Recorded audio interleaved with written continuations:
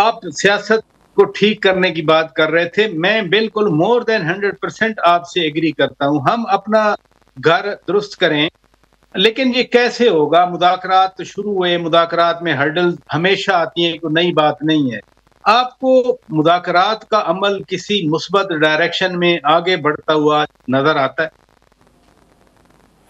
आपने ये बड़ी अहम बात की कि ये यही बात मैं बार बार कहता हूँ। इसी तरीके से मुज़ाकरा शुरू होने से पहले ही लोग कह देते थे देखो इसमें तो यार कुछ निकल ही नहीं सकता, तो चलो कोशिश ही ना करो। जी, जी, जी। अब वो शुरू हुई है, दो हाँ, मीटिंग के अंदर बहुत ज़्यादा पेशरफ नहीं हुई। आप सोचें कि कहाँ पर सियासत खड़ी हुई है, यहाँ पे इतनी हुँ। शदीद तनाव, इतना ज़्यादा अदम इस्तेहकाम।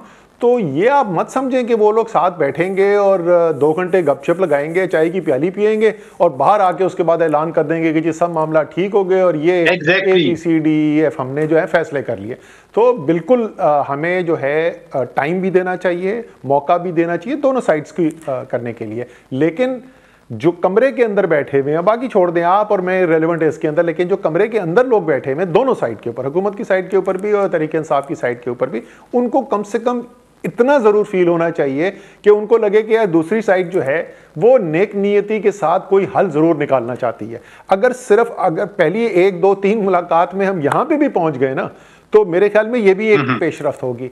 अच्छा, मैं क्यों यकीन रखता हूं कि मुज़ाकरात के अंदर कामयाबी हो सकती है? क्योंकि जो जितने भी इसके हरीफ हैं, तीनों हरीफ, उनको अगर जी, मैं जी। सिर्फ अगले 24 घंटे या अगले 1 महीने या अगले 1 साल के जाविये से मत देखूं, मैं उन इदारों की, क्योंकि इदारे ही है ना, सियासी पार्टी भी इदारा जी, है, जी।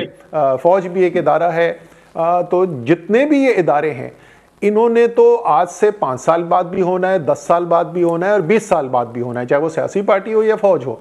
इन सब के लिए अगर मैं ये बोलूं बिल्कुल नेक नियति से, अपनी जाति अपनी जो है पसंद नापसंद को अलग करते हुए, क्या मौजूदा सूरत हाल जो है इनकी बेहतरी के लिए है?